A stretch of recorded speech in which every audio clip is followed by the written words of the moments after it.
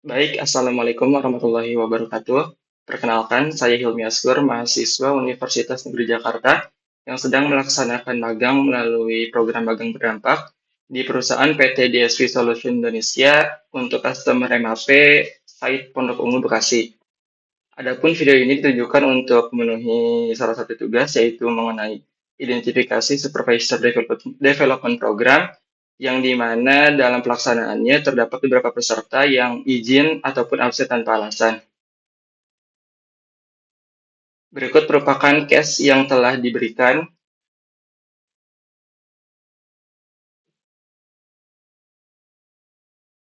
Baik, sebelum masuk kepada case permasalahan, sebetulnya SDP itu apa sih? Jadi SDP atau Supervisor Development Program merupakan program pelatihan yang ditujukan untuk mengembangkan kompetensi karyawan sebagai calon supervisor dalam sebuah perusahaan.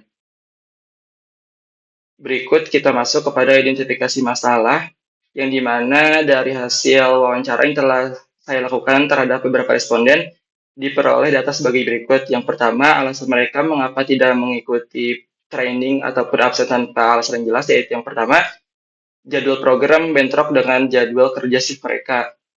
Lalu yang kedua merupakan beban kerja mendesak atau adanya backlog. Kemudian yang ketiga yaitu sesi pelatihan terlalu teoritis sehingga peserta merasa jenuh. Dan yang terakhir yaitu adanya perubahan jadwal komposisi materi yang berubah. Lalu kemudian analisa dampak. Yang pertama yaitu peserta merasa terpaksa dan terombang-ambing antara dua prioritas. Yang kedua, kelelahan fisik, di mana mereka mendapatkan double burden, yaitu antara menyelesaikan pekerjaan serta menghadiri pelatihan. Dan yang ketiga, ketidakhadiran yang konsisten menyebabkan peserta ketinggalan materi. Kemudian yang keempat, peserta merasa terpaksa dan terombang-ambing dalam dua prioritas. Dan yang kelima, sulit mengikuti diskusi karena gaps dalam pemahaman sebelumnya. Dan terakhir merupakan pada level organisasi, berpotensi menurunkan efektivitas pengembangan untuk menciptakan sumber daya manusia sebagai calon leader.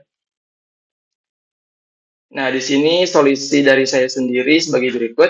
Yang pertama, identifikasi waktu yang minim bentrok dengan operasional, yaitu dengan mempertimbangkan model penjadwalan seperti hybrid model, berupa live dan rekaman ataupun catch-up session bagi peserta yang berhalangan hadir.